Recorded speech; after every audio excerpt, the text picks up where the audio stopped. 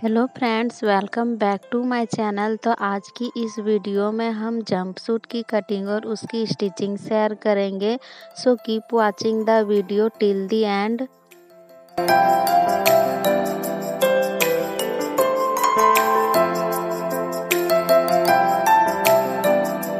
Personally guys मुझे ये dress काफ़ी ही कंफर्टेबल लगा। आप इसे कहीं भी वेयर करके जा सकते हैं।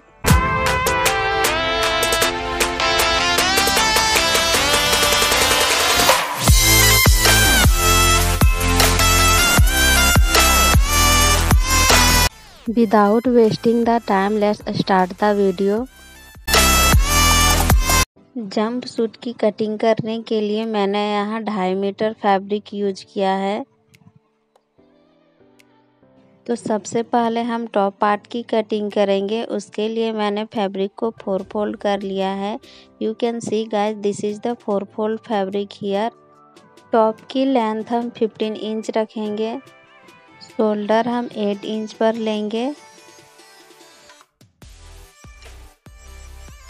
आर्म होल की लेंथ हम 7 इंच पर रखेंगे।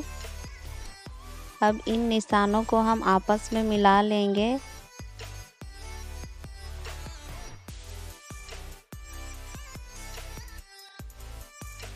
अब जितने भी आपके चेस्ट का मेजरमेंट है उसका 1/4 कर लेंगे।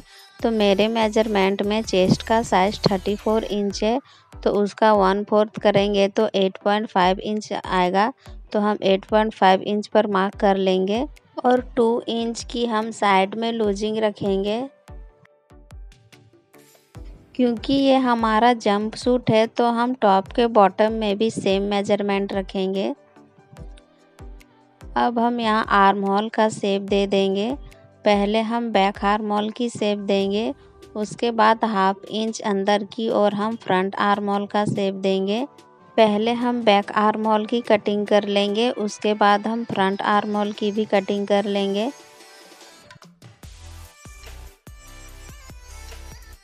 अब हम दोनों ही पार्ट्स के नेक का मेजरमेंट करेंगे। तो नेक विड्थ हम 3 इंच पर ले रहे हैं। बैक नेक डीप हम 4 इंच पर लेंगे। अब यहाँ से हम इसे स्ट्रेट मिला लेंगे।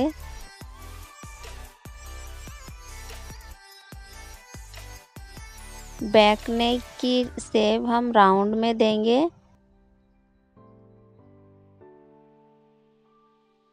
अब हम फ्रंट नेक की मार्किंग करेंगे।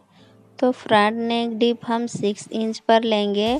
फ्रंट नेक का शेप हम वी में लेंगे।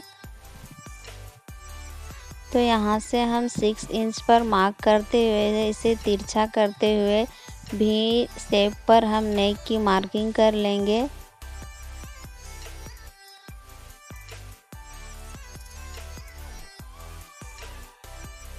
तो हमारे दोनों ही नेक की मार्किंग कंप्लीट हो गई है। अब हम इसे कट कर लेंगे। फ्रंट पार्ट को हम सेंटर में कट करके इसे 2 पार्ट में डिवाइड कर लेंगे। नाउ अब हम इसके बॉटम पार्ट की कटिंग करेंगे। तो बची हुई फैब्रिक को हम 4 फोल्ड कर लेंगे। अब हम इसके टॉप पार्ट को लेंगे और टॉप की जितनी भी वेस्ट है वहाँ पर हम मार्क कर लेंगे। तो यहाँ से अब हम क्रॉच लेंथ की मार्किंग करेंगे। तो जितने भी आपके हिप का मेजरमेंट है उसका 1/4 करके उसमें 3 इंच प्लस करेंगे। तो मैंने यहाँ पर 13 इंच पर मार्किंग की है। तो यहाँ से हम इसे स्ट्रेट मिला लेंगे।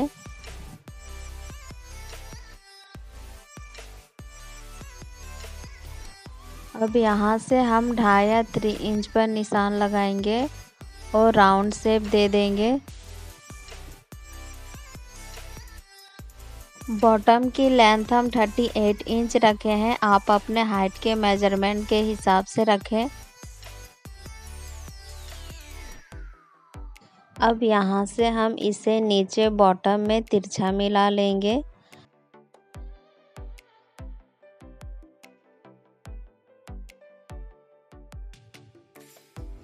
क्योंकि हमने क्रॉच लेंथ से बॉटम तक इसे थोड़ा तिरछा किया है, तो बॉटम में हम इसे थोड़ा राउंड शेप कर लेंगे। ना अब हमारी मार्किंग कंप्लीट हो गई है तो हम इसे कट कर लेंगे। तो मैंने इसे कट करके कंप्लीट कर लिया है। अब हम इसकी स्टिचिंग करेंगे। पहले हम टॉप के फ्रंट पार्ट की स्टिचिंग करेंगे। तो सबसे पहले हम बटन ब्लैंकेट बनाएंगे। इसके लिए मैंने 2 स्ट्रिप पट्टी ली है। आप चाहे तो इसमें हुक भी लगा सकते हैं। तो गाइज मैंने इसमें हुक लगाया है। सो गाइज इस तरीके से स्ट्रिप पट्टी को रखकर हम स्टिच कर लेंगे।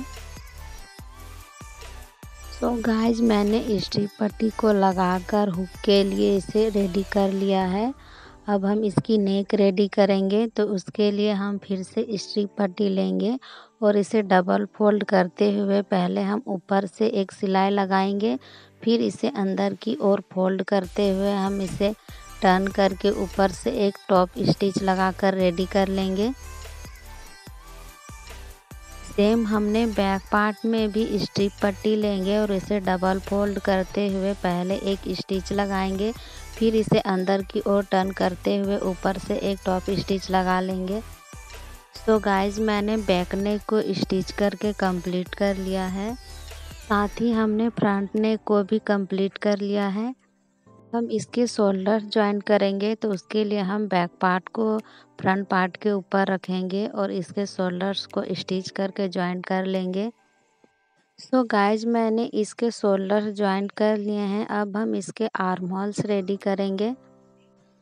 तो उसके लिए हम आर्म होल्स के साइड में ही इसे डबल फोल्ड करते हुए इसे स्टिच करके कंप्लीट कर लेंगे। सो इस तरीके से गाइज हमने दोनों ही आर्म होल को डबल फोल्ड करके कंप्लीट कर लेना है। सो मैंने आर्म होल को स्टिच करके कंप्लीट कर लिया है। अब हम इसकी साइड फिटिंग देंगे। तो फैब्रिक को हम पहले रॉन्ग साइड में टर्न करेंगे। उसके बाद अपने मेजरमेंट के हिसाब से हम साइड में स्टिच लगा लेंगे। तो गाइज मैंने इसके टॉप पार्ट को स्टिच करके कंप्लीट कर लिया है। अब हम इसकी बॉटम पार्ट की स्टिचिंग करेंगे। बॉटम को हम पहले इसे रॉन्ग साइड में टर्न कर लेंगे। सो गाइज इस तरीके से हम पहले इसे ओपन कर लेंगे। उसके बाद इसे रॉन्ग साइड में टर्न कर लेंगे। उसके बाद हम दोनों ही क्रॉच को आपस में मिला लेंगे और इसे स्टिच कर लेंगे।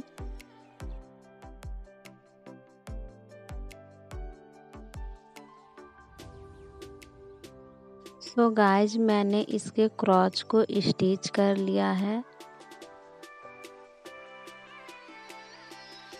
अब हम इसे सीधे साइड में टर्न करेंगे। टर्न करने के बाद हम इसके बॉटम में इसे डबल फोल्ड करते हुए पूरे राउंड में इसे स्टिच कर लेंगे। बॉटम स्टिच करने के बाद हम इसे इस तरीके से सेंटर में मिलाकर साइड से स्टिच करके कंप्लीट कर लेंगे। सो गाइज आप देख सकते हैं मैंने इसके बॉटम में डबल फोल्ड करके इसे स्टिच कर लिया है। साथ ही सेंटर में भी मैंने इसे स्टिच करके कंप्लीट कर लिया है। अब हम इसे सीधी साइड में टर्न करेंगे।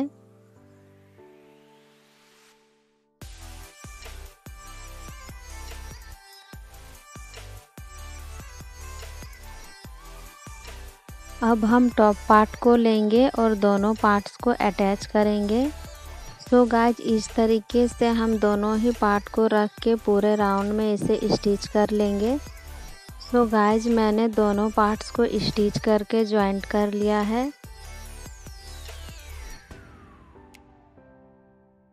सो यहाँ पर हम फिटिंग के लिए स्ट्रिप पट्टी लेंगे जिसके अंदर हम डोरी डाल सकेंगे, जिसे मैंने दोनों ही साइड से थोड़ा थोड़ा फोल्ड करके स्टिच करके पहले ही रेडी कर लिया है।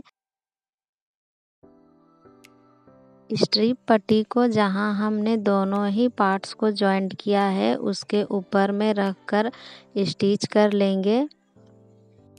सो गाइज मैंने कमर के साइड में इसे ओपन रखा है। आप इसे सेंटर में भी रख सकते हैं। सो गाइज मैंने पहले ही डोरी बनाकर इस तरीके से कंप्लीट कर लिया है। अब इसे साइड से हम इन करेंगे सेफ्टी पिन से और दूसरी ओर निकाल लेंगे।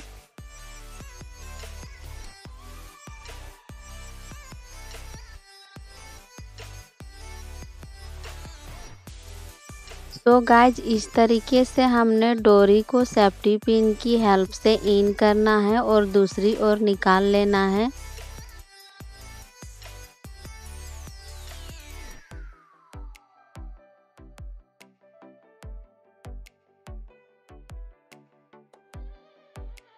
डोरी इन करने के बाद हमने फ्रंट में हुक लगा लेना है।